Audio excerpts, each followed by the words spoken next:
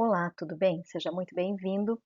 Hoje a gente vai fazer uma aulinha sobre o uso de medicamentos durante a gestação, então, sobre fármacos, o uso de fármacos na gestação e os efeitos que eles podem causar. Trabalhar com a questão da teratogenicidade, né, aqueles que podem ser mais teratogênicos e qual período seria, digamos assim, os períodos mais críticos durante a gestação. O meu nome é Iane, sou professora de farmacologia e eu vou ajudar você que está fazendo medicina, que está tanto em período de internato quanto em período prévio ao internato, mas que precisa de orientação em relação a esse tema para saber prescrever com mais segurança. Então, para a gente começar, eu gostaria de trazer algumas premissas básicas, eu considero premissas básicas, que a gente tem que pensar na prescrição de medicamentos para gestantes. A primeira delas é que a prescrição ela precisa ser muito criteriosa durante a gestação e evitar, se possível, o uso de medicamentos em grávidas e nutrizes, né, mulheres que amamentam também, porque a amamentação também tem uma interferência. Então, qual é o pensamento, né, que a gente deve ter sempre quando vai prescrever um medicamento para uma gestante? É verificar, antes de tudo, antes de pensar na prescrição, pensar na necessidade do uso do medicamento. Realmente é necessário? Claro, se for necessário, a prescrição deve ser feita, né, sempre de forma criteriosa, mas sempre pensando na necessidade do uso do medicamento primeiro, né? Esse seria o primeiro critério, porque a gente pensa antes se precisa ou não tomar o medicamento. E, se necessário, usar sempre as menores doses e pelo menor tempo possível, porque aí você diminui a exposição da gestante e do concepto ao medicamento. Então, até porque o efeito teratogênico ele tem muita relação com o tempo, tanto com a dose utilizada quanto com o tempo de uso, né? Que tem a ver com a exposição daquela gestante, daquele concepto ao fármaco utilizado. Um segundo ponto que seria um pré-requisito, e aí acaba complementando, porque se não for necessário o uso do medicamento, né, poderia se usar, por exemplo, medidas não farmacológicas, não medicamentosas para controlar a manifestação. No caso, vamos supor, uma dor de cabeça, né, algo que pode ser manejada de outra forma, pode ser resolvida de outra forma. Às vezes a questão do sono, né, atrapalha, interfere, às vezes ou algum tipo de dor corporal que pode ser manejada com compressas frias, compressas quentes, enfim, existem outras medidas que não são farmacológicas que podem ser utilizadas, e se elas resolverem a situação, né, no caso de uma situação mais aguda, mais leve, é preferível que não se use medicamento, mas tendo necessidade, né, claro, a gente vai fazer. E o terceiro pré-requisito que eu coloco é que a automedicação também deve ser fortemente desestimulada na gestação, tá? Então, desestimular, orientar a gestante de que a automedicação tem risco, porque muitas vezes, por mais que tenha na bula, né, o paciente vai olhar na bula, vai ler a bula muitas vezes e vai ver lá se pode ou não usar, o risco daquele medicamento na gestação, mas mesmo assim ela deve ser desestimulada. Até porque os registros, né, os fabricantes dos produtos, as bulas, elas vêm sempre com a orientação, no caso do uso de medicamentos durante a gestação, de que deve ser consultado um médico, né, isso tem que ser avaliado por um médico, né, então tem sempre essa recomendação. A gente sabe que apesar dessa questão, né, que a gente precisa desestimular a automedicação durante a gestação, a gente sabe que durante a gestação o uso de medicamentos é muito comum, inclusive por automedicação, né, tanto por prescrição médica quanto por automedicação. Agora eu vou trazer uma explicação sobre as respostas fisiológicas do concepto quando a gestante, quando a mãe utiliza um medicamento. Aí a gente tem três explicações, tá? E aí trabalhando com o termo concepto, justamente porque isso pode acontecer tanto no período embrionário quanto no período fetal. Mas uma das explicações é que os medicamentos eles chegam ao concepto através da placenta, geralmente a partir da terceira semana embrionária. E se o medicamento, se o fármaco chega a partir da placenta, ele entra, ao adentrar pela placenta, ele vai ter acesso ao concepto. E o concepto ele tem uma imaturidade dos sistemas de depuração e distribuição, tanto imaturidade hepática, renal, vascular, né, cardiovascular e circulatória, digamos assim, E isso faz com que ele se torne predisposto a alguns fármacos, que podem sim fazer efeitos maléficos a esse concepto. Outra explicação seria que podem ocorrer efeitos diretos no concepto, né, dos medicamentos utilizados pela mãe. E isso por quê? Porque existem fármacos que fazem já dentro do corpo, né, no corpinho do concepto, já faz a interação fármaco-receptor, porque já existem, né, receptores para mediar a ação de alguns medicamentos, e também porque tem medicamentos que exercem uma atração, um tropismo por determinados tecidos. Então, isso pode acontecer também. E uma terceira explicação é que quando a mulher está gestante, né, ela tem o binômio mãe e feto acaba sendo algo unitário. Então existe uma unidade, por quê? Porque existe a barreira placentária, né? Mas existe uma unidade materno-placentária e fetal. Então, aquilo que chega no corpo da mãe também chega no corpo do bebê, do concepto. E isso faz com que possa ocorrer sim problemas, né, de malformação ou de acúmulo de medicamentos em algum local e aí aconteça falhas na maturidade, na formação desse bebê. E pensando então na expressão clínica dos efeitos farmacológicos no feto, na verdade, ou no concepto, né, a gente teria aqueles que são ou que podem ser letais ou abortivos, né, que geralmente acontecem mais no início da gestação, os efeitos que são teratológicos, que podem fazer mudanças morfológicas, bioquímicas, fisiológicas e até comportamentais, que são aquelas que vão ser percebidas apenas posteriormente, e também defeitos não teratológicos de natureza diversa que pode aparecer tanto precocemente quanto tardiamente, né, depois de uma determinada faixa etária, né, que a criança já está grande, às vezes depois dos 7 anos ou na primeira infância. Então, nem sempre o defeito teratogênico ele vai ser visível morfologicamente ao nascimento. Muitas vezes ele pode ser, inclusive, um defeito bioquímico que vai aparecer, né, a partir de uma doença diagnosticada mais tarde, ou um defeito comportamental tardio.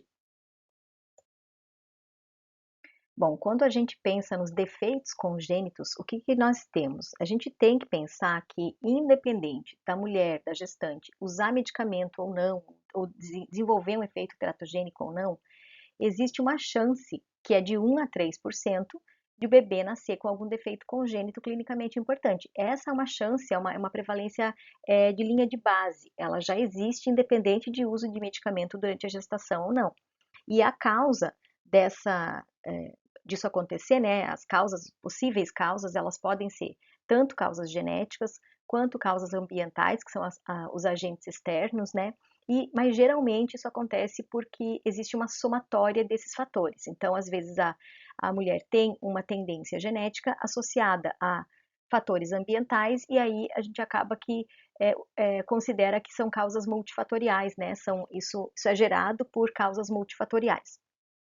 E aí pode acontecer desde a fenda é, é, lábio-palatina, né, o lábio leporino, pode acontecer problemas como anencefalia, a espinha bífida, a tetralogia de Fallot também, e outras doenças congênitas cardíacas também.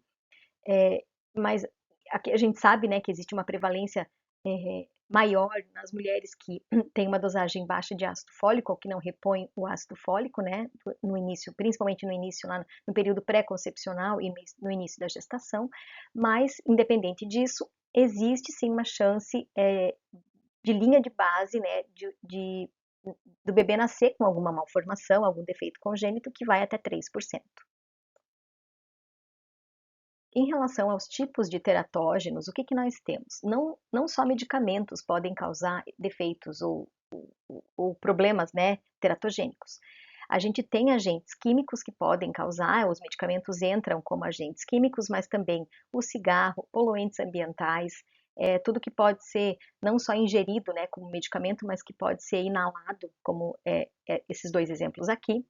Nós também temos agentes físicos, como a radiação e a temperatura, que podem exercer efeito teratogênico, e agentes biológicos.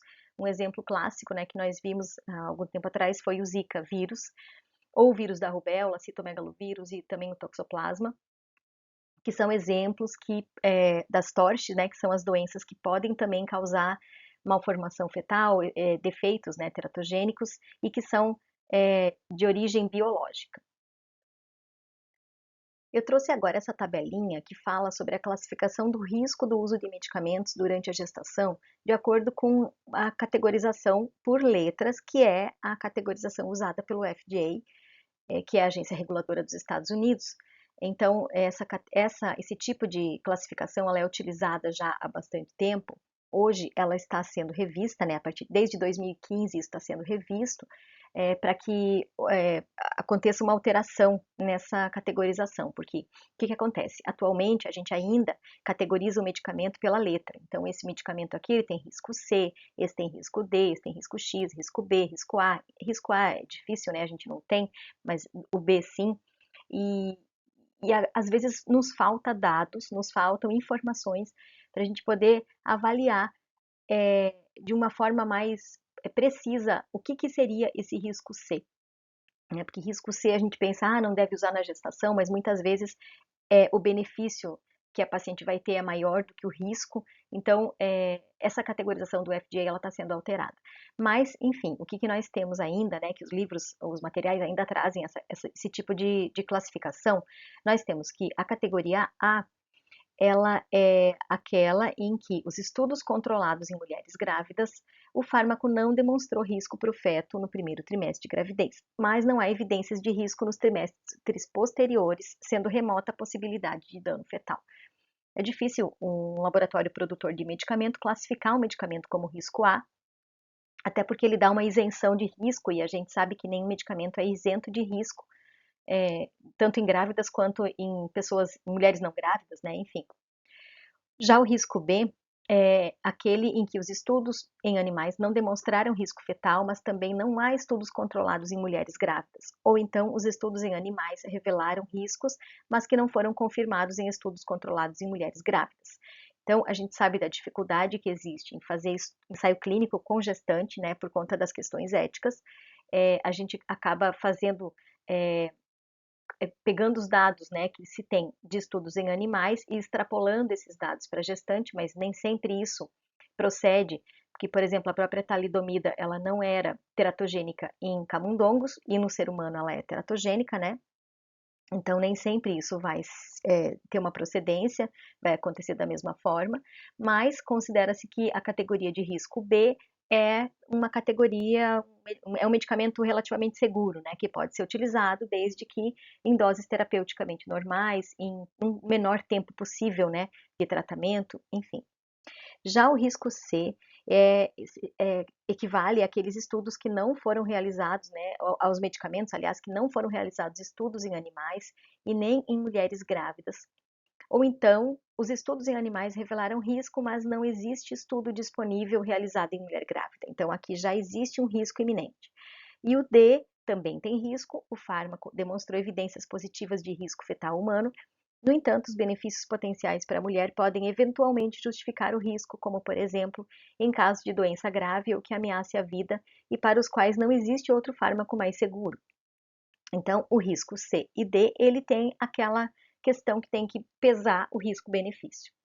E o risco X é aquele medicamento em que os estudos em animais e mulheres grávidas, o fármaco provocou anomalias fetais, havendo clara evidência de que o risco para o feto é maior do que qualquer benefício possível para a paciente. Então, nesse caso aqui, nós temos alguns exemplos típicos, né, clássicos, e que realmente não se deve utilizar o produto durante a gestação. Aí nós temos, por exemplo, a talidomida, o misoprostol, nós temos a isotretinoína, os próprios anabolizantes e anticoncepcionais e hormônios, né, eles têm risco X também, mas por isso que a gente precisa sempre avaliar, porque, enfim, no caso dos hormônios, nem sempre eles vão estar trazendo a malformação, mas isso eu vou trazer mais para frente, tá? Então, só para a gente relembrar essa tabelinha e essa classificação aqui que ainda é utilizada. E no Brasil, então, nós também temos uma regulamentação em relação a isso, né? Então, a RDC número 60 de 2010, da Anvisa, né, que é uma resolução da diretoria colegiada da Anvisa, estabelece frases de alerta para princípios ativos e excipientes em bulas e rotulagem de medicamento. Então, essas frases de alerta que existe dentro das bulas dos medicamentos, elas têm que usar essa classificação do FDA, que ainda está em uso, mas está em processo de substituição, né, por outro tipo de alerta. Mas esse inciso aqui dessa resolução fala que a categoria traz as categorias de risco na gravidez, né, e usa a classificação do FDA ainda, em que os fármacos são categorizados de acordo com o risco de causar dano ao feto durante a gravidez, baseando-se em estudos em animais ou humanos quando existem. Então, os fármacos são categorizados em 5 categorias, A, a B, a C, a D e a X, que são aquelas que a gente viu, nós vimos anteriormente, mas é só para trazer que a gente aqui no Brasil ainda utiliza essa classificação. E agora, só para a gente pensar, então, na nova categorização do FDA, a gente tinha, né, a categoria por letras, A, B, C, D e X, e agora a nova categorização do FDA vai trazer informações descritivas mais detalhadas sobre o perfil de segurança do medicamento durante a gestação e que requer uma análise mais crítica dos profissionais de saúde. Então, a ideia não é mais trazer apenas uma letra para dizer, olha, essa letra equivale a isso, porque nem sempre é assim, né? Dependendo do medicamento, nem sempre ela equivale àquela descrição. Por exemplo, porque é muito baseado em resultado de estudo em animais, né? Então, é melhor que se traga uma informação mais descritiva, mais detalhada, que existem mais dados para que o profissional possa tomar uma decisão de prescrever ou não aquele medicamento para a gestante.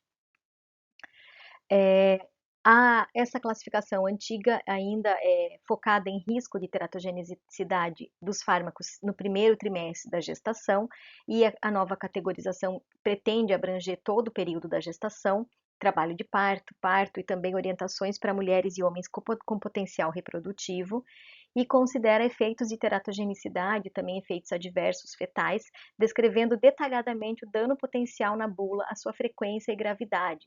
E ainda descreve riscos fetais de não tratar a doença, né, em detrimento de usar o medicamento. Então, vai ser muito mais detalhado e muito melhor para que o profissional possa tomar uma decisão.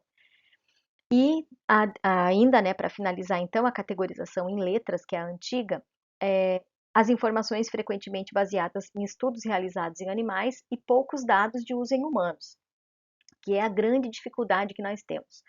E agora as indústrias deverão atualizar as informações das bulas com informações de estudos em humanos e dados internos sobre o uso de medicamento durante a gestação, como, por exemplo, o registro de exposição durante a gestação, né, daquele determinado medicamento, e será detalhado também o perfil de segurança, se o perfil de segurança foi determinado com base em estudos em animais, humanos ou em ambos os grupos, tá? Então, vai ser muito melhor para a gente ter a informação mais clara, né? E poder respaldar mais a decisão de usar o medicamento ou não durante a gestação. Então, pensando nessa nova classificação de risco teratogênico, o que nós podemos colocar? Que existem aqueles medicamentos que têm risco, né, que nós sabemos que tem risco, e aí é melhor não utilizar, porque o risco já é muito conhecido. Tem aqueles medicamentos que têm risco, mas ainda justifica o uso, porque às vezes o benefício supera o risco. Tem aqueles medicamentos que nós não sabemos com certeza, mas que o benefício vale o possível risco. Então, nessas duas primeiras se conhece o risco, a partir aqui dessa segunda não se conhece o risco, mas o benefício provavelmente ultrapassa o risco. Nessa outra categoria, a gente não sabe e não há benefício que justifique o risco, então é melhor não usar também, mas a partir de um conhecimento que ainda não existe, né, é consolidado. E uma outra que seria daqueles medicamentos de baixo risco ou isentos de risco. Então, a gente vai ver agora um pouquinho, alguns exemplos em cada uma dessas novas classificações aqui. Vou continuar usando os exemplos, a categoria por letras, né, que é aquela que a gente já está acostumado, mas pensando agora em organizar as informações, né, nessa ordem aqui, tá? Então, quando a gente conhece o risco, quando a gente não conhece o risco e quando a gente sabe que não tem risco. Então, agora quais são aqueles medicamentos com risco de teratogenicidade que já é conhecido e o uso desses medicamentos então é proibido na gestação? Vamos ver alguns exemplos. Esses são os exemplos dos medicamentos com risco definido. Então, nós temos a isotretinoína, que ela faz parte lá da lista C2, da portaria 344, né? Então, para receber, para ter prescrição de isotretinoína, existe um talonário especial, né?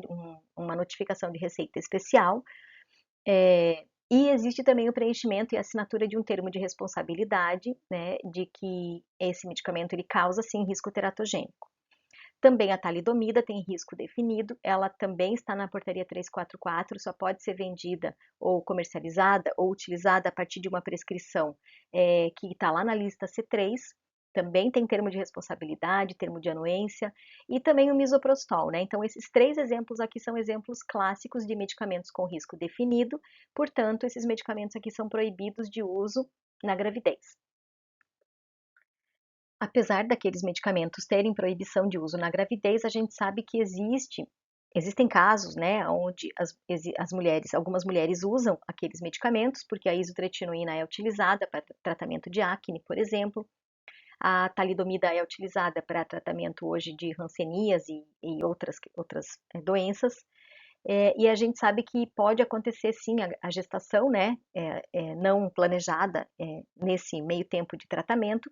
E eu pesquisei alguns estudos, relatos, na verdade são estudos de caso, relatos de caso, e a gente vê que ainda existem situações em que os bebês ainda nascem com problemas por conta do uso desses medicamentos.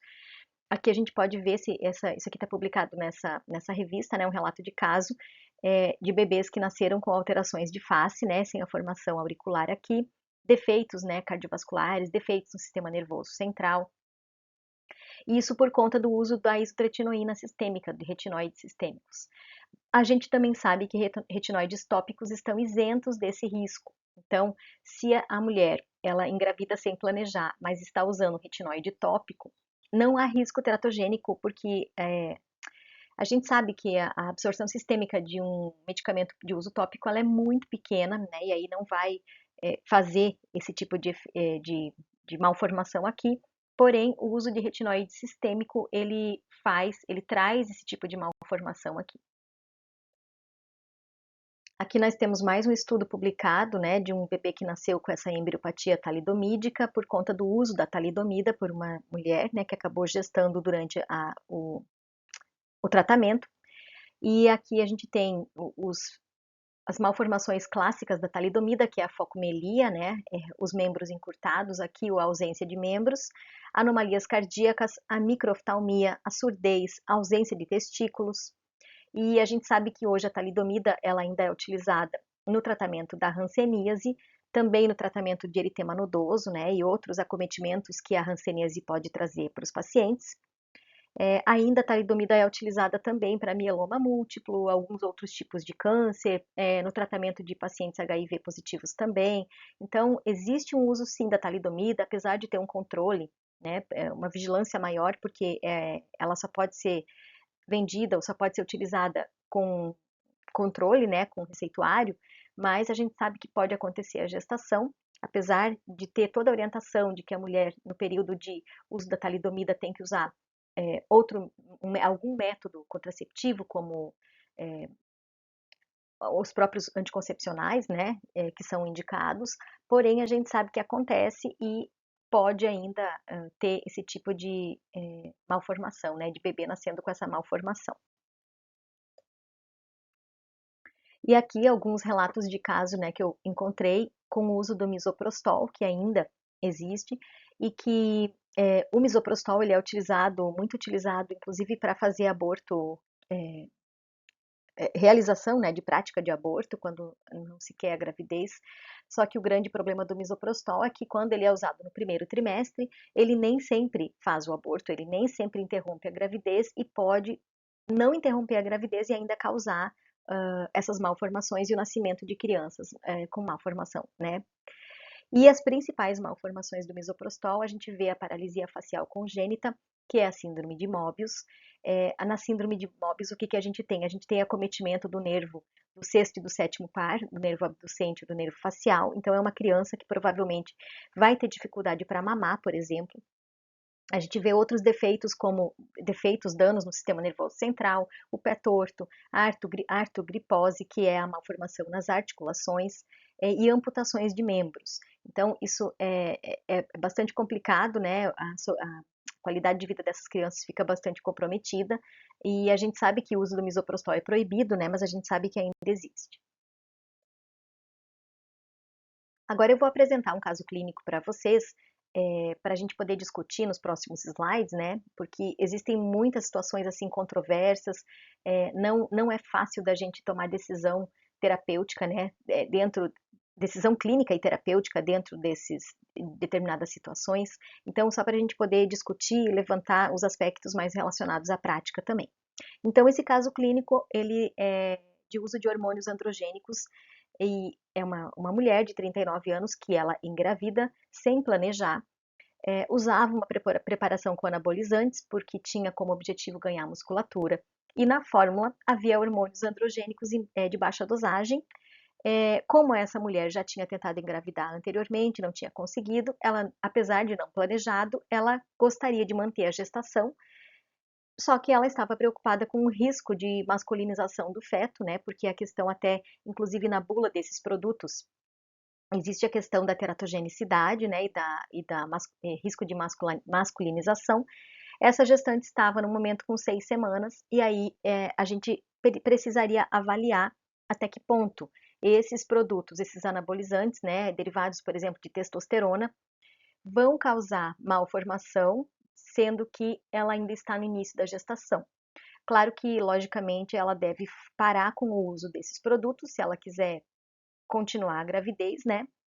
Mas a preocupação dela é importante, né? E aí o médico ele precisa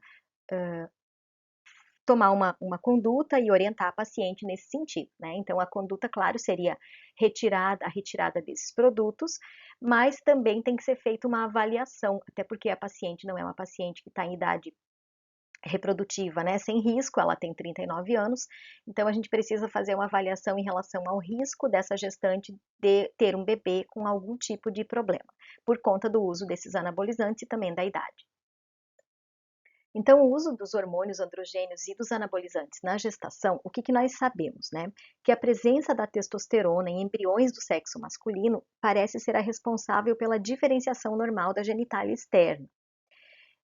Assim, não surpreende que a exposição de embriões femininos à testosterona possa resultar em fusão labial e clitoriana, porque realmente são problemas que acontecem quando os embriões femininos ficam expostos à testosterona. E essa diferenciação anormal dos órgãos genitais externos associado ao uso de androgênios tem sido descrita em animais experimentais em seres humanos, da mesma forma que a masculinização da genitália externa de fetos do sexo feminino é descrita em associação com o excesso da testosterona endógena. Então, é um problema na formação da genitália externa, né, que é o maior problema do uso desses anabolizantes na gestação. E os defeitos congênitos não genitais devido à testosterona não foram documentados. Então, o que nós temos hoje de evidência é que os anabolizantes à base de testosterona na gestação podem sim causar problema de má formação na genitália externa. E não se sabe se a exposição de embriões humanos à testosterona poderia ter algum problema de desenvolvimento psicossexual,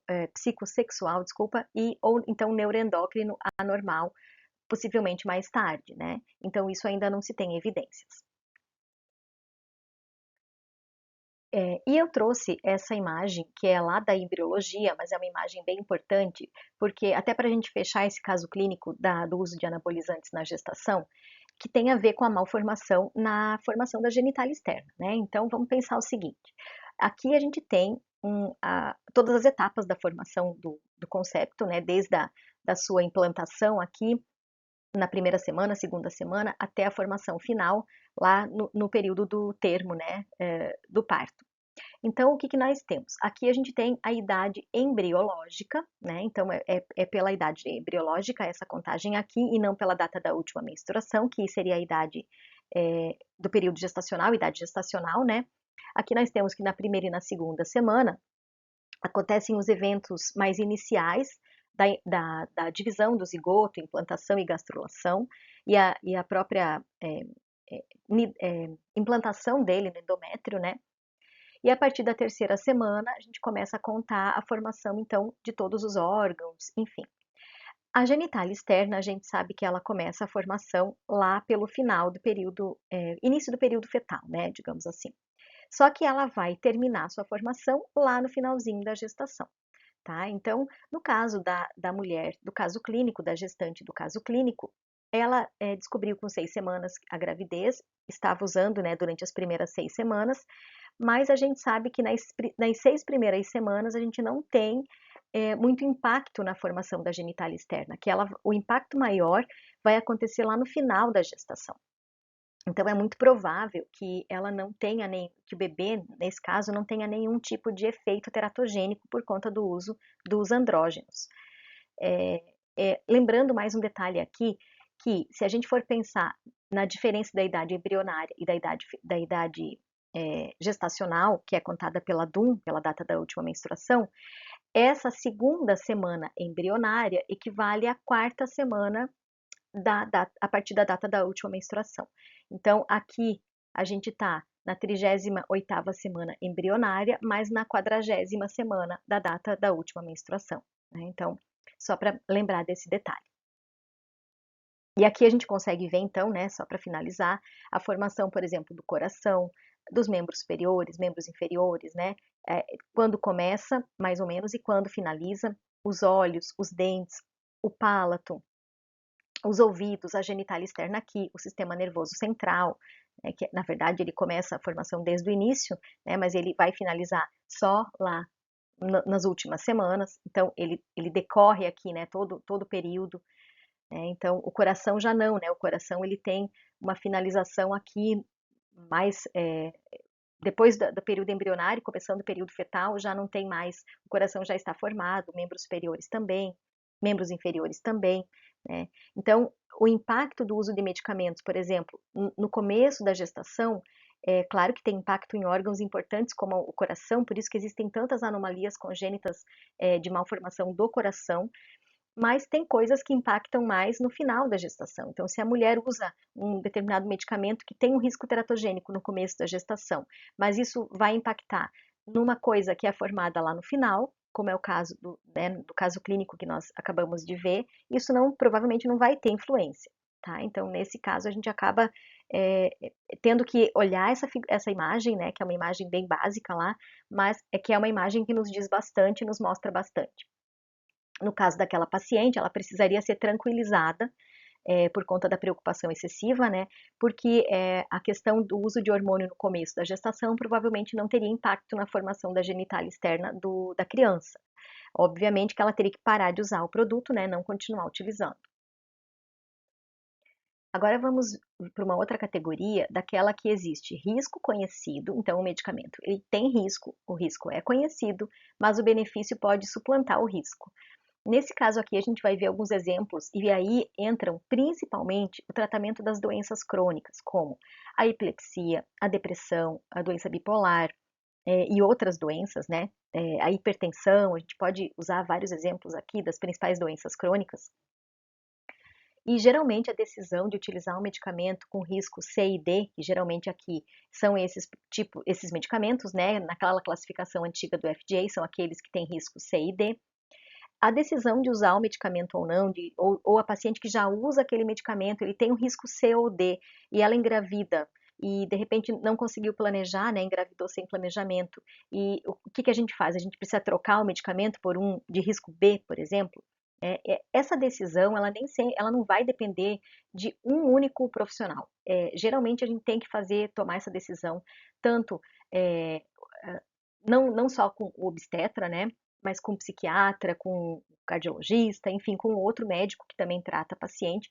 Essa decisão nunca é isolada. Também ouvir a paciente, claro, né, mas a gente precisa tomar uma decisão em equipe de saúde, né, e também, inclusive, com outros profissionais envolvidos.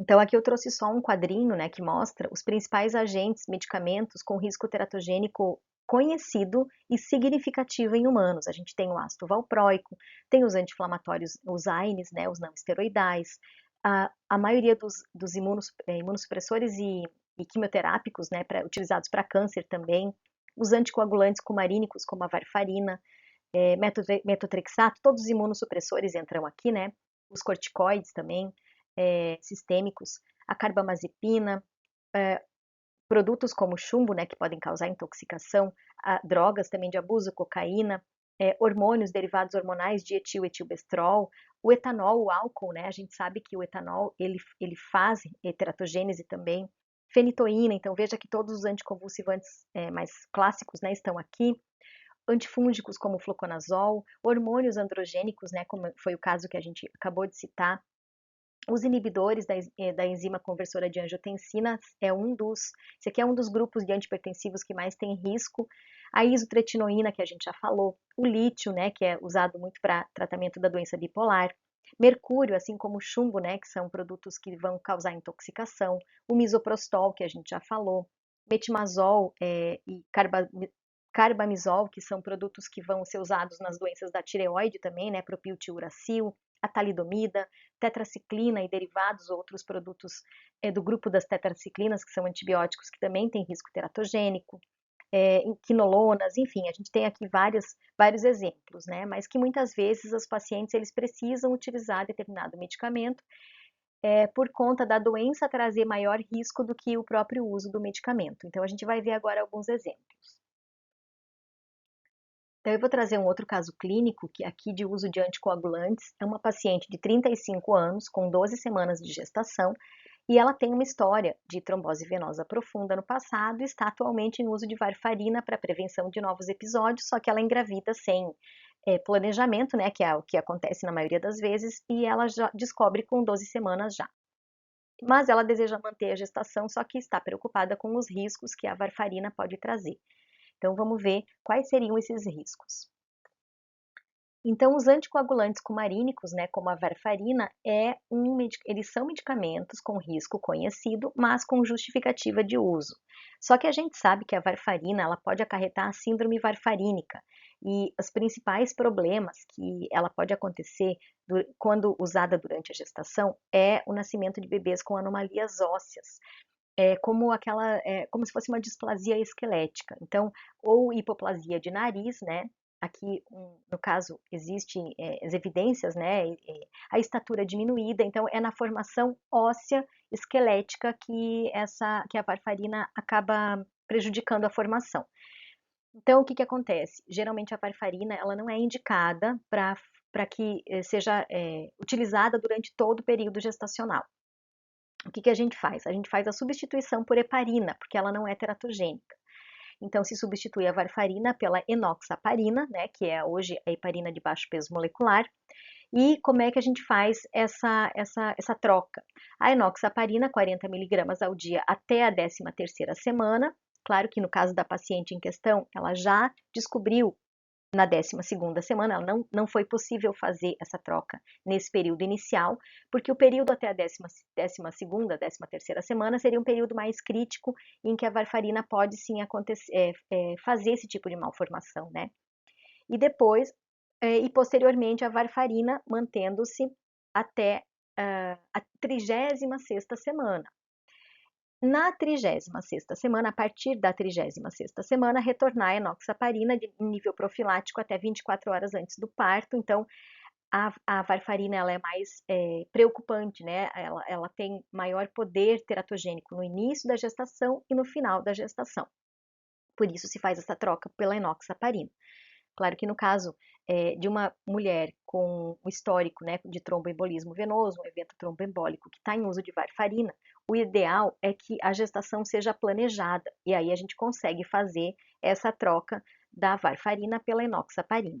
Então a gente aqui consegue ver que esse é um medicamento sim que tem risco conhecido, já existem muitos artigos publicados, muitas evidências sobre o risco da varfarina, risco teratogênico da varfarina, e a gente sabe que idealmente essas pacientes deveriam planejar a gestação, né? Mas muitas vezes isso não acontece, a paciente não consegue fazer dessa forma, acaba iniciando uma gestação e aí tem que ser avaliado, né? Nos exames de ultrassom, teria que ser avaliado a condição do bebê, por exemplo, no caso da paciente que a gente citou anteriormente, para ver se houve algum tipo de malformação, por conta do uso da varfarina até a 12ª semana. Bom, agora um outro caso clínico, e aí a gente vai ver como é que seria a doença bipolar, o tratamento da doença bipolar na gestação e os fármacos que são utilizados de rotina, se eles podem ser mantidos ou não, né, quando a mulher engravida. Então, aqui o exemplo da Maria, que é uma mulher de 28 anos, diagnosticada com transtorno bipolar, tipo 1 há 5 anos.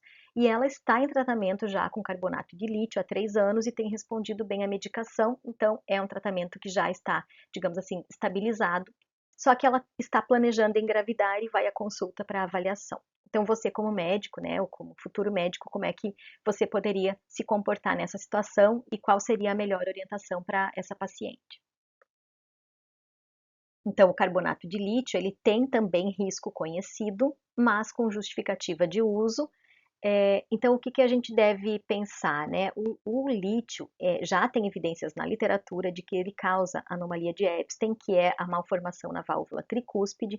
Então, a maioria dos casos a gente vê que o lítio ele tem uma tendência a causar teratogênese no coração, então malformação no coração. Só que tem um risco muito reduzido, né? Então a gente sabe que muitas vezes a paciente pode utilizar e o bebê pode nascer sem a malformação, que essa aqui é a mais comum, mas existe também a possibilidade de suspender o lítio no primeiro trimestre, que é, conforme a gente viu naquela figura, né? O período em que acontece a formação do aparelho cardíaco e trocar por alternativas mais seguras como antipsicóticos ou então a lamotrigina. Tá? Então, isso aqui pode ser feito no caso dessa paciente, por quê? Porque ela ainda não engravidou, ela foi à consulta para uma orientação, porque ela planeja engravidar, tá? Então, idealmente, a gente pode fazer isso. Um outro caso para a gente pensar seria dentro da epilepsia, né, das crises convulsivas. O manejo das crises convulsivas também é algo bem importante, né, porque a crise convulsiva em si, no caso da paciente que engravida e para de usar o antiepiléptico, o anticonvulsivante, ela ter uma crise convulsiva, ela pode trazer mais prejuízo para o concepto do que a própria medicação, né? Então, às vezes é melhor manter o medicamento, mesmo que o risco dele seja C ou D, na categorização antiga, né, que é mais conhecida, é melhor manter o medicamento durante a gestação do que expor a paciente a ter uma descompensação da doença e ter crises convulsivas durante a gestação, que acaba prejudicando mais o concepto. Então, vamos pensar aqui duas pacientes diferentes.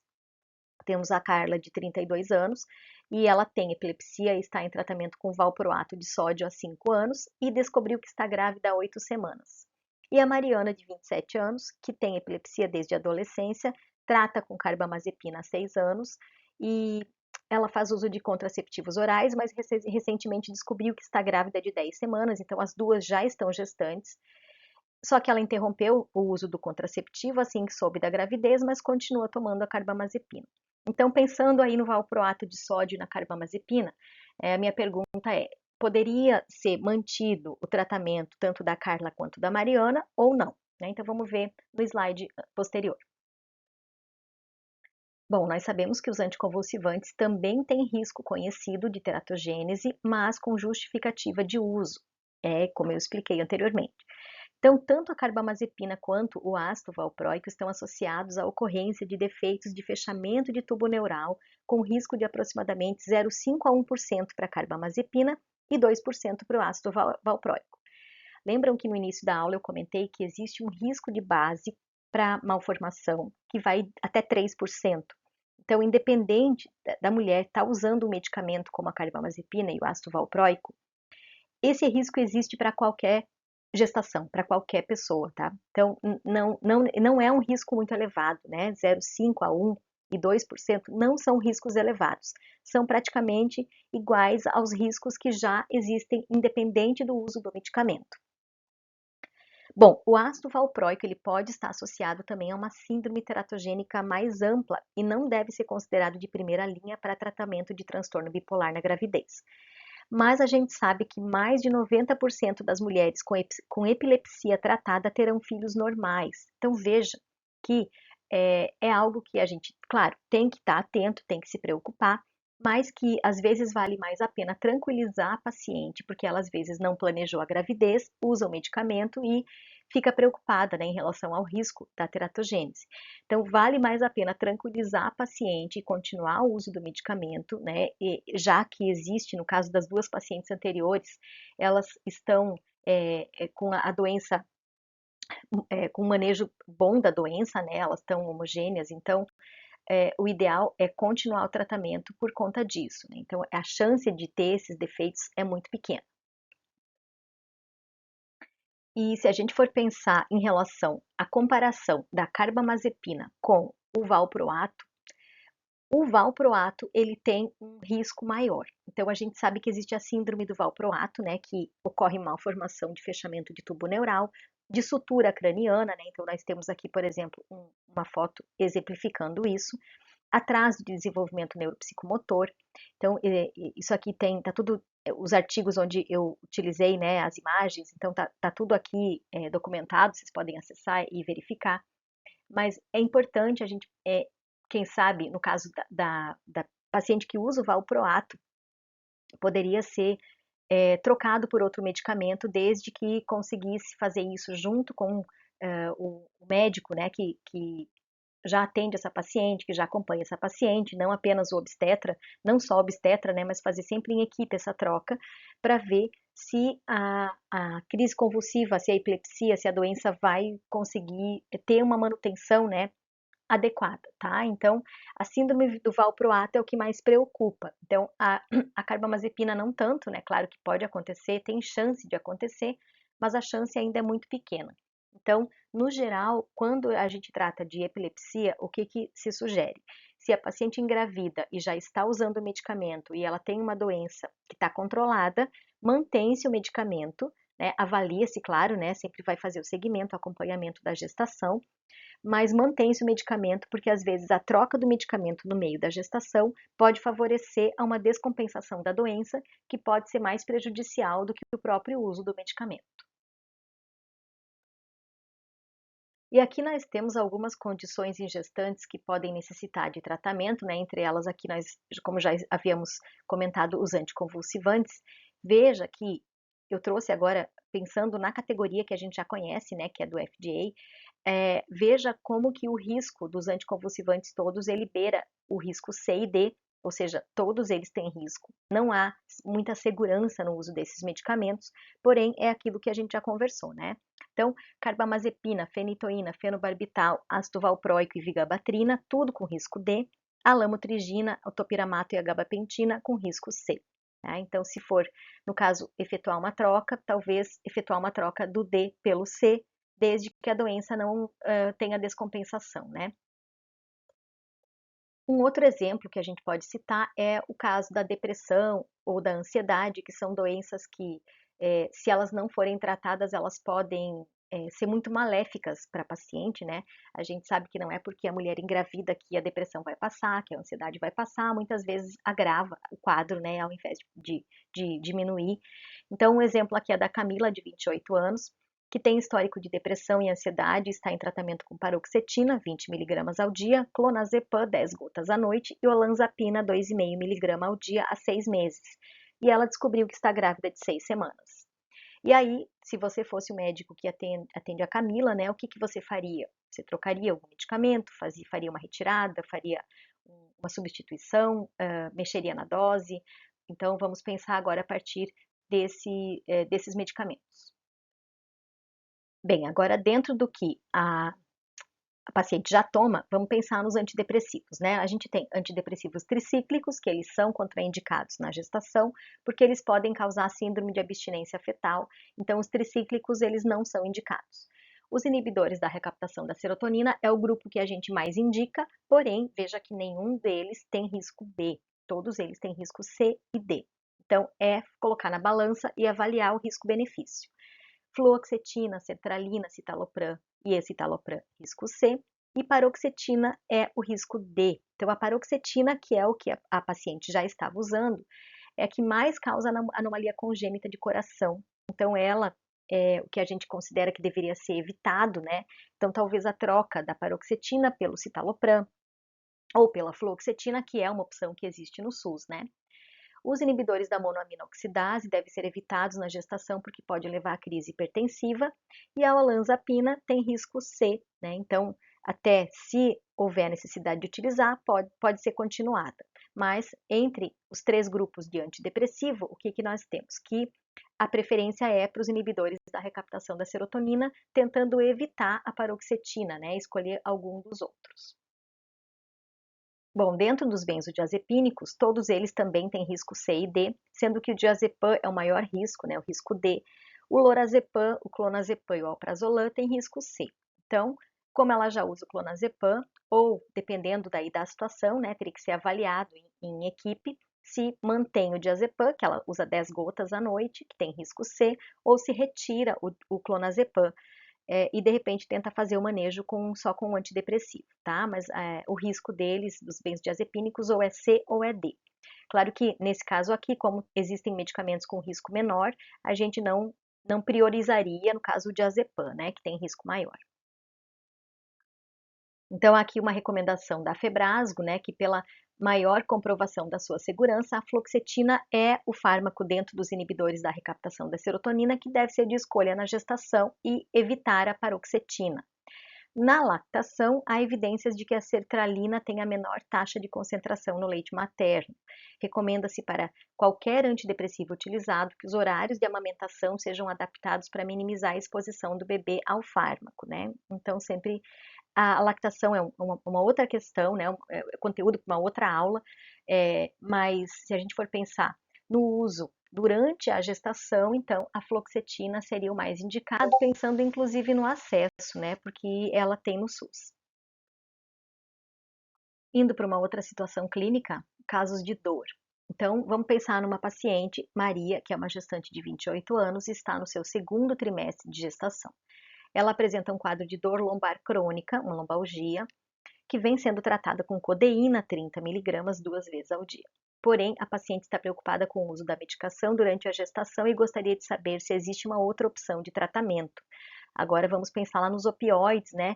E aí, quando a gente pensa em dor, a gente sempre tem que pensar que o objetivo terapêutico é manejar com analgésicos. E aí nós temos os analgésicos simples, que são os não opioides, e os analgésicos opioides, tá? Ainda claro que isso para tratamento de dor leve a moderada, mas quando nós temos uma dor, que no caso dessa gestante pode ser uma dor mais intensa, né? A gente tem uma dor leve ou moderada, leve não responsiva ou moderada, ou uma dor intensa, um analgésico não opioide ele não vai ser tão eficaz. Então, aí teria que avaliar a possibilidade dentro da gestação do analgésico opioide ou então de um anti-inflamatório não esteroidal. Bem, pensando então na codeína e pensando em mulheres não gestantes, a dose usual é para adultos, no caso, é de 30 miligramas ou de 15 a 60 miligramas, né? Mas 30 miligramas é uma dose terapêutica usual, a cada 4 ou 6 horas para obtenção do efeito analgésico. E existe um teto, né? Existe uma dose máxima que é de 360 miligramas ao dia. Isso para pensando em não gestação, dentro de uso em adultos sem gestação. Agora, o uso da codeína na gestação, eu até peguei essa orientação, essa informação da própria bula do produto, é classificada como categoria C, então tem que avaliar o risco-benefício, né?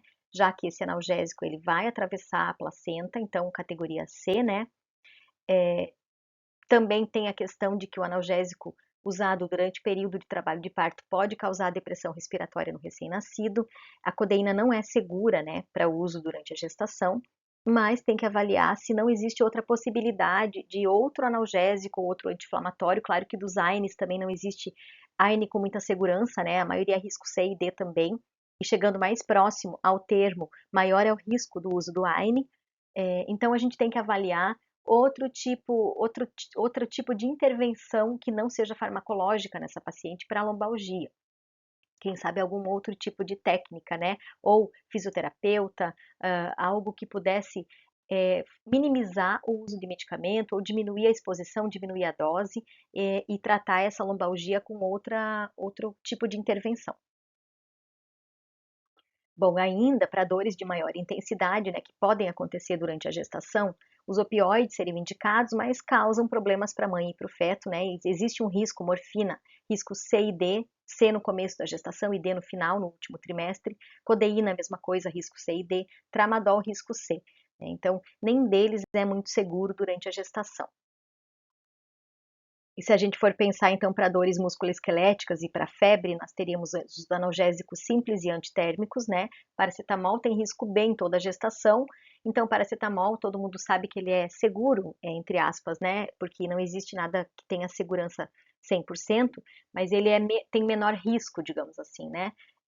Durante a gestação, só que claro que em doses terapêuticas. Se a paciente usar e tiver uma exposição muito prolongada a paracetamol, usa doses muito altas, o fígado, tanto o fígado da gestante quanto o fígado do feto vão desenvolver determinados problemas, né? Então, paracetamol, ele é seguro dependendo da dose, né? E dependendo da quantidade e do tempo que se usa. Não é algo seguro indevidamente, né? E condições inflamatórias, nós temos os AINES, que são menos seguros após a 20ª semana. Entre a 20ª e a 30ª semana, então, avaliar o risco-benefício. E após a 30ª semana, eles têm uma contraindicação absoluta por conta do trabalho de parto, né? Porque eles podem postergar o trabalho de parto. Então, dentre os AINES, o que nós temos? O cetoprofeno e o piroxicam, que tem risco B no início da gestação e risco D no final, todos eles têm risco D no último trimestre, né?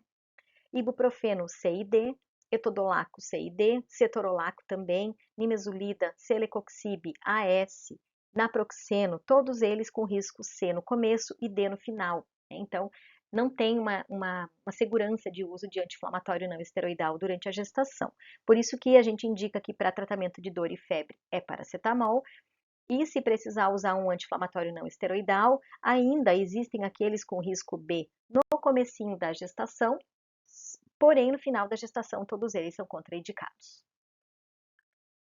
Então, falando um pouco mais do paracetamol, né? As doses do paracetamol para adultos e crianças de 12 anos ou mais variam de 500 miligramas a 1 grama por dose, com intervalos de entre 4 a 6 horas entre cada administração.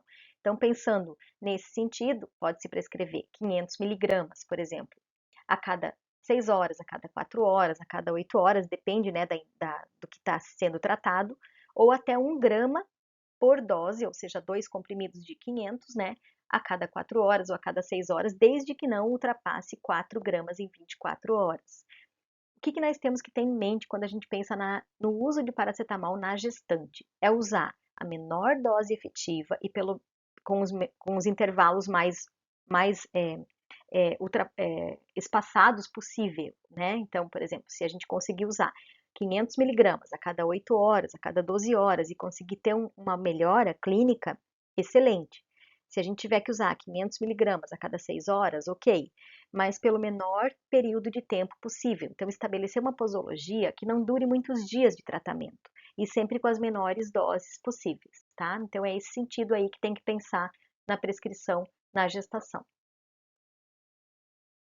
Agora, pensando no tratamento da enxaqueca, vamos ver a Joana, que tem 28 anos, e a queixa principal dela é dor de cabeça intensa, só que ela tem uma história de doença atual, né? Então, ela tem um histórico de enxaqueca desde a adolescência, mas nos últimos meses ela tem apresentado crises mais intensas e frequentes. Só que ela está grávida de 16 semanas e tem medo de tomar medicamentos que possam prejudicar o desenvolvimento do bebê. Alguns antecedentes pessoais, ela tem histórico de depressão, mas está controlada há mais de 1 ano com terapia, não tem histórico de outras doenças importantes, exame físico não mostrou alterações significativas e o diagnóstico, então, é enxaqueca na gestação. E aí vamos pensar nas possibilidades mais seguras. Para tratamento da enxaqueca, o que nós pensaríamos, né? Na dipirona, paracetamol, os analgésicos simples, né? Em primeira escolha. Dipirona tem risco C, então, uma vez que a dipirona não apresenta eficácia superior aos demais analgésicos e por ainda apresentar um risco maior, inclusive o risco de agranulocitose, né, potencialmente fatal, tem vários autores que defendem que ela não seja utilizada na gestação e seja substituída pelo paracetamol, que tem um risco inferior, né, um risco menor. Porém, entre os anti-enxaquecosos, nós temos os alcaloides do ergot, a ergotamina, dihidroergotamina, todos esses alcaloides do ergot têm risco X, então eles precisam ser evitados na gestação. Agora, os triptanos, né, o sumatriptano, que seria um protótipo do grupo, tem risco C, e devido à falta de estudos confiáveis que sustentem esse benefício, eles devem também ser evitados durante a gestação. Claro que no caso da paciente, se for necessário utilizar uma vez ou outra, né, para tratamento de alguma crise, mesmo tendo risco C, vai ter que ser usado, né, porque precisa ser avaliado o risco-benefício, tá? Então, sempre nesse caso aí, claro que ela não vai fazer um tratamento contínuo com sumatriptano, né? O ideal é um uso esporádico, um uso agudo, apenas quando para fazer o manejo das crises, mas existe um risco, mas o risco não é tão intenso, né? Então, se for necessário e se o benefício superar o risco, o sumatriptano seria a escolha. Agora, uma outra situação clínica bem importante que acontece durante a gestação são casos da hipertensão arterial, né? Então, vamos pensar numa paciente, Sofia, 32 anos, ela tem um histórico médico de hipertensão arterial, está em tratamento com atenolol e hidroclorotiazida há 1 ano e descobriu que está grávida de 8 semanas. Então, aí pensando no atenolol e na hidroclorotiazida, são medicamentos bastante usados, né, para o tratamento da hipertensão arterial, mas que o uso desses medicamentos durante a gestação pode sim aumentar o risco de efeitos adversos para o feto. O atenolol pode reduzir o fluxo sanguíneo uterino e causar hipoglicemia, hipotensão, bradicardia e até mesmo retardar o crescimento fetal. E a hidroclorotiazida pode reduzir o volume sanguíneo materno-fetal, aumentando o risco de complicações como a restrição de crescimento uterino fetal, né, e de parto prematuro. Então, digamos que seriam 2 medicamentos que a gente poderia pensar na troca deles, na substituição deles por outros medicamentos, outros antihipertensivos. Então, no slide seguinte, a gente vai dar uma olhada nos grupos farmacológicos que existem para hipertensão e verificar se tem uma possibilidade diferenciada, né? Então, vamos dar uma olhada nos grupos farmacológicos aqui para hipertensão. O que nós temos? Dos inibidores da enzima conversora de angiotensina e os bloqueadores de receptores de angiotensina, então os 2 grupos que agem lá nos rins, eles devem ser evitados. Então, risco D no primeiro trimestre, que já é um risco alto, e o risco X no segundo e terceiro trimestre. Então, esses 2 grupos a gente não opta para tratar hipertensão na gestação. Dos beta-bloqueadores, eles podem ser utilizados, porque o risco C no primeiro trimestre e risco D no segundo e terceiro trimestre. O labetalol, que tem um risco C independente do trimestre, né? Mas dentro dos beta-bloqueadores ainda é uma opção que teria que avaliar risco-benefício, claro, mas seria uma opção melhor do que os IECA e os BRA. Os bloqueadores de canais de cálcio vão na mesma linha dos beta-bloqueadores, risco C no primeiro trimestre e D no segundo e no terceiro. A hidralazina, risco C no primeiro e risco C ou D no segundo e terceiro, aí diverge, né, a fonte de informação, mas a hidralazina é o medicamento de escolha, por exemplo, para tratamento das crises hipertensivas durante a gestação. Então, em uso hospitalar, né, ela é uma escolha. Assim como a nifedipina, que tem risco C no primeiro e C ou D no segundo e terceiro trimestres. Então, esses 2 medicamentos aqui, né? Então, a gente acaba, e aí entra os bloqueadores de canais de cálcio, então, e os vasodilatadores, eles são utilizados, eles podem ser utilizados que têm um risco um pouco mais baixo. A metildopa tem risco B em todos os trimestres, então essa aqui também é uma escolha, né? E nitroglicerina e nitroprussiato, então tem risco C e D, né? Mas também eles só não são utilizados, na verdade, porque eles são mais caros, né? Que a hidralazina. Mas eles têm o mesmo perfil de risco, C e D. Agora, entrando um pouquinho nos diuréticos, o que nós temos? A nossa paciente usava hidroclorotiazida, correto? Então, a hidroclorotiazida tem risco B em doses baixas, mas risco D em doses elevadas ou uso prolongado no terceiro trimestre, porque pode levar a icterícia neonatal e a trombocitopenia e efeitos prejudiciais. A indapamida tem risco B, então é considerado segura em doses terapêuticas, tudo sempre em doses terapêuticas, né? Ou a menor dose possível. Clortalidona, furosemida e espironolactona já tem um risco maior, então sempre priorizar, né? A hidrocloro também, na verdade, nenhum dos diuréticos é totalmente seguro, né? A não ser a idapamida, que pode ser usada com um pouco mais de segurança, com doses mais baixas. Mas a clortalidona tem risco C, com possíveis riscos teóricos de hipoplasia de esmalte dentário e atraso de crescimento fetal, então tem essas evidências já. Furosemida, risco C, também risco de hipocalcemia, hipomagnesemia, trombocitopenia, nefropatia tubular no concepto, né? Espironolactona risco C também, aqui por causa da questão hormonal, né, da feminilização de fetos masculinos, embora não tenha sido demonstrado em humanos, né, mas já tem estudos em animais demonstrando isso. Então, diuréticos, a gente tem uma certa restrição de uso dos diuréticos, e acaba que a gente acaba usando mais vasodilatadores, bloqueadores de canais de cálcio, que tem um risco mais diminuído. Bom, agora a gente vai entrar para uma outra categoria, que é aquela que nós não sabemos com certeza, não tem estudos que demonstram, mas o benefício não justifica o risco. Então vamos ver o que entra aqui nessa categoria. E aqui a gente sabe que o benefício não justifica o risco quando se quer usar um medicamento recém-lançado no mercado. Medicamentos recém-lançados no mercado são aqueles que não têm um nível de evidências mais robusta em relação à segurança, até porque a segurança vai ser testada justamente na fase 4, que é a fase de farmacovigilância, né? Depois do medicamento registrado e comercializado. Então, muito menos dentro da gestação a gente tem essas evidências, certo? Então, medicamentos recém-lançados no mercado, a gente não usa, não prescreve para gestante. Medicamentos que atuam no sistema nervoso central sem indicação precisa, por exemplo, um quadro de sintomas depressivos sem um diagnóstico preciso de depressão e o uso da paroxetina, isso não justifica o risco. Então, até porque quadros que não são especificamente depressões importantes, né, que existem sintomas depressivos, mas não há um quadro clínico diagnóstico de depressão importante, pode-se fazer o manejo com medidas não farmacológicas, com terapia, psicoterapia, enfim, outras possibilidades, né, que podem auxiliar mais o paciente do que o uso de medicamentos. Bom, pensando agora naqueles medicamentos que não têm risco ou têm risco muito baixo. A gente já falou do paracetamol, né, que se enquadra também nessa categoria. Eu acabei abordando ele antes porque estava junto com os analgésicos, né? Mas o paracetamol também se enquadra nessa categoria. E agora vamos ver os demais medicamentos.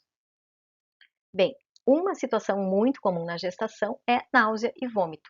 Então, aqui nós temos o caso da Jaqueline, que é uma gestante de 8 semanas, que se apresenta na consulta de pré-natal com queixa de náuseas e vômitos frequentes. E ela relata que os sintomas começaram há cerca de 2 semanas e estão afetando a sua qualidade de vida e seu trabalho. A Jaqueline também relata ter tentado medidas não farmacológicas, como evitar alimentos gordurosos, picantes, mas não teve sucesso, continua com náusea, continua com vômito, tá todo dia, né? E isso está atrapalhando ela. A pressão arterial dela está 12/8, frequência cardíaca 90 batimentos por minuto, sem outras alterações significativas. O que pode ser feito, né? Ela já fez as medidas não farmacológicas, que devem ser instaladas sempre, independente da situação, né? De prescrever ou não medicamento. E aqui vamos ver então se há algum tipo de medicamento que pode ser usado para manejar as náuseas e vômitos e melhorar a qualidade de vida, então, nesse início da gestação.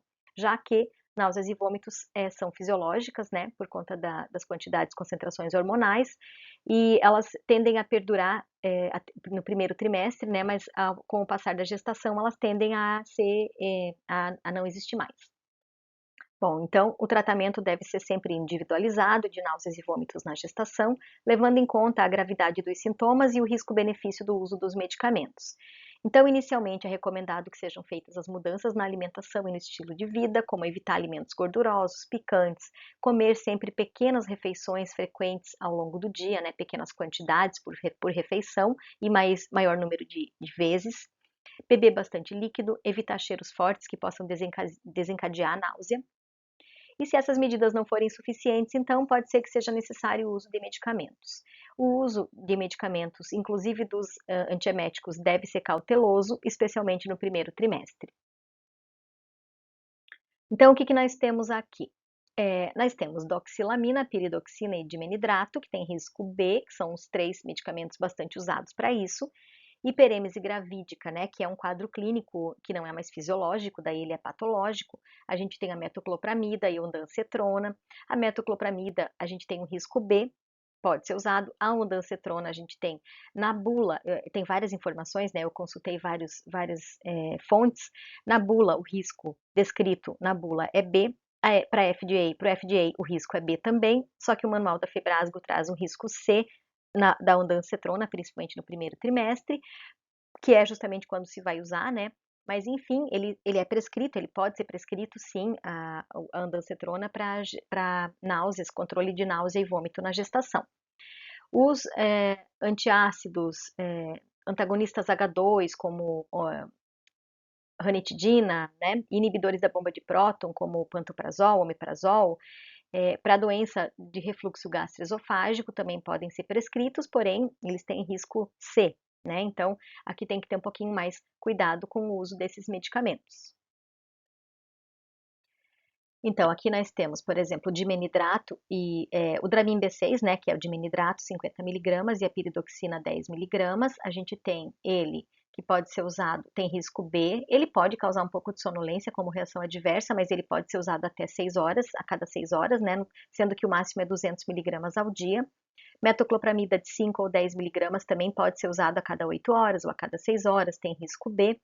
Pode acontecer algum distúrbio de movimento, como de cinesia, mas se acontecer isso, né, que daí tem a ver com os efeitos extrapiramidais da metoclopramida, tem que suspender o uso. A prometazina não deve ser utilizada, não é a mais segura. A meclizina pode ser utilizada, né, em dose de 25 miligramas a cada 6 horas ou a cada 4 horas, mas não é um medicamento de escolha nesses casos. Então, a gente tem a clorpromazina e a ondansetrona, né, que ainda faltaram aqui. A clorpromazina também não é de escolha, tem risco maior. E a ondansetrona, daí sim, tem risco B, pode ser utilizada, né? Mesmo assim, evitar uso no primeiro trimestre da gestação, existe essa cautela, porque tem fontes de informação que colocam risco C no primeiro trimestre, porém, a gente sabe que ela é utilizada e em estudos observacionais não tem evidenciado maiores danos, né, malformações e tal, de 4 a 8 miligramas a cada 6 horas seria uma posologia máxima, tá? Mas claro que sempre, se puder usar menor número de vezes, né, menos do que 4 vezes ao dia, ou a cada 12 horas, ou às vezes a náusea e o vômito acontece mais matinal, então usa um comprimido pela manhã e não usa mais, né? Então não precisa instalar um tratamento de doses continuadas dessa forma. Pode ser um uso mais esporádico, um uso mais agudo. E aí o que acontece? Consegue manejar o sintoma, né? Consegue ter um resultado, uma efetividade e consegue diminuir o risco também, porque diminui a exposição do concepto ao fármaco. Bom, e agora eu queria falar um pouquinho, não sobre medicamentos, mas que se a gente muitas vezes tem receio de prescrever medicamento por conta da gestação e acaba que não trata a doença materna, a própria doença pode ser mais teratogênica do que o medicamento. Então, tem alguns casos em que é necessário tratar, sim, é necessário continuar o uso do medicamento, por mais que tenha risco C, risco D, né? Porque às vezes a doença, quando ela não tem um tratamento que ela não está estável, o paciente começa a descompensar e aí pode haver um dano ainda maior para o concepto. Então, vamos ver quais são essas doenças. Então, nesse caso, diabetes, tanto tipo 1 quanto tipo 2, né? Mas a glicemia elevada pode prejudicar mais ainda o bebê. Hiper e hipotireoidismo, essas doenças aqui, a gente sabe que a reposição do hormônio da levotiroxina, por exemplo, no hipotireoidismo, como a levotiroxina, assim como a insulina no caso do diabetes, né? E se a gente for pensar nisso, são moléculas muito próximas às moléculas endógenas e são moléculas grandes, porque são moléculas hormonais, acaba que não é muito difícil até passar pela barreira placentária, né? Muito mais difícil do que fármacos com peso molecular muito menor, muito pequeno, né? Então, elas podem ser utilizadas sem maior risco.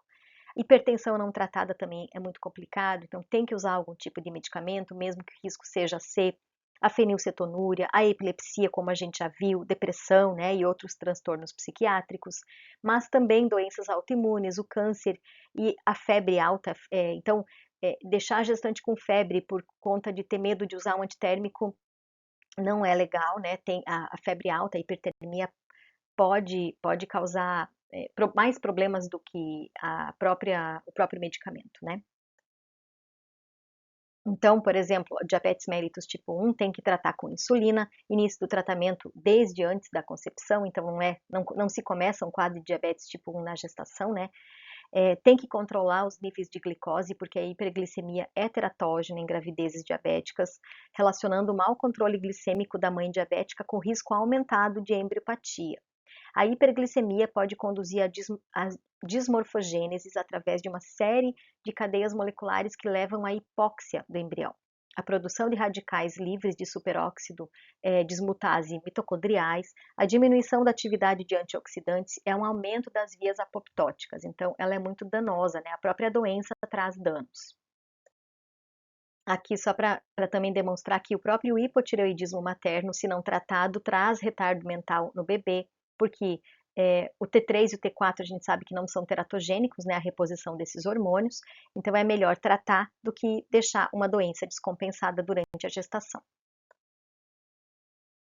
Bem, agora falando um pouquinho das doenças psiquiátricas, o que nós temos, né? Tanto a depressão quanto outras doenças psiquiátricas ou outros transtornos afetivos, a doença traz mais risco para a mãe e para o bebê do que o tratamento.